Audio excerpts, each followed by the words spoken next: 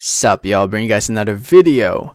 So just bring you guys an update on Tyson Fury versus Anthony Joshua, or I should say the potential fight between Tyson Fury and Anthony Joshua, because nothing's official yet. But here's hoping we hear some official news in the near future. As you guys can tell by the title, it looks like it's happening. But before I get more into the video, I just want to say thank you. Thank you so much for watching. Please subscribe for more boxing, and please hit that like button. It helps out the video. It helps out the channel. I'd really appreciate it. So anyway, Bob Arum recently spoke with Sky Sports. Sky Sports wrote an article about it. Headline reads, Tyson Fury's US promoter Bob Arum hopes to agree Anthony Joshua fight within 2 weeks. And, they talked about Bob Arum. He talked about the fight. Bob Arum is one of the promoters for Tyson Fury. Frank Warren is his UK promoter. But it looks like Bob Arum is the one handling things, because as we all know, Frank Warren and Eddie Hearn don't really do business. But I'm happy that it looks like we're gonna be seeing this fight. I mean, it looks like it's gonna happen. Bob Arum told Sky Sports, and I'll read it for you guys. He told Sky Sports, "I don't want to make a deadline, but I just can report that everything so far has been going splendidly, and we hope to have a signed document within the next couple of weeks. That might not provide for a site because, again, we have a document that the fighters would have signed and everything, and then have a mutual agreement clause of the site. We're all on the same page as far as I can see. I'm 95% confident the fight happens. I'm 100% confident that my guy wins, and wins by knockout." And by his guy, he means Tyson Fury. And then he goes on to talk about other stuff about who they're talking to, and he said, "We're talking to Saudi Arabia, we're talking to Qatar, we're talking to Dubai, we're talking to Singapore, we're talking to China, we're talking to America." And then he goes on to mention, "We all know everybody would like this fight in the UK. Can we hand on heart say that in May we can have 100,000 people in Wembley? I think very unlikely." Man, it sucks that this fight is likely not going to take place in the UK, because it really is the biggest fight in British boxing history, and one of the biggest fights ever in the history of boxing. And it just sucks that two British fighters are not fighting in their motherland. But it is what it is. Boxing is a business. They follow the money, and whoever offers the most money, that's where they will host this fight.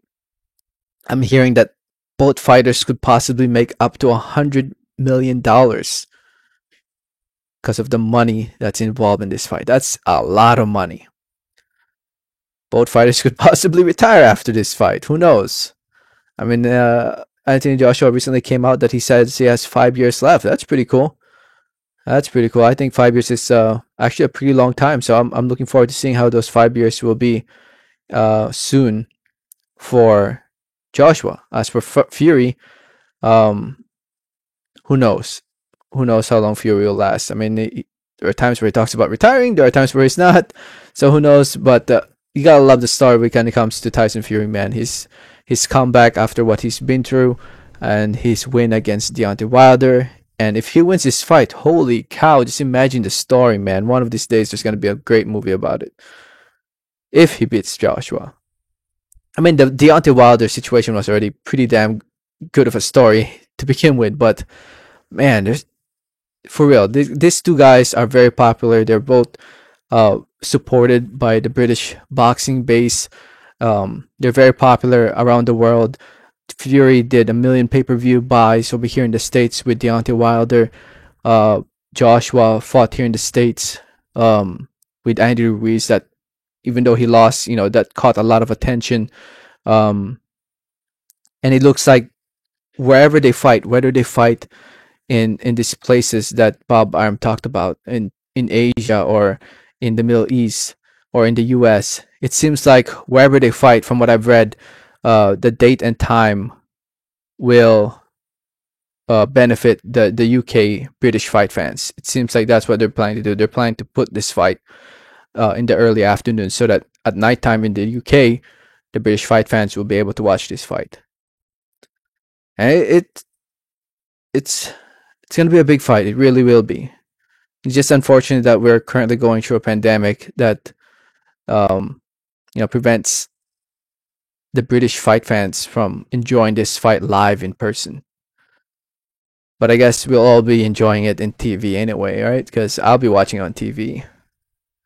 So anyway, I'm liking it. If you read also the article, they talked about the situation when it comes to the WBO. Um, right now, the WBO mandatory is Usyk, and Alexander Usyk has not given the okay yet to allow the WBO title to be on the line, and it seems like um, Fury and Joshua will fight with or without the WBO. Seems like they're gonna go ahead with it. That's what it seems like.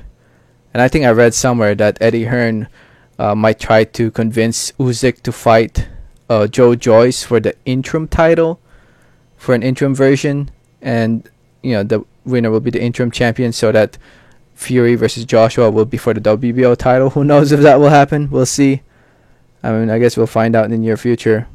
But yeah, it's gonna be interesting. I'll keep you guys updated on it.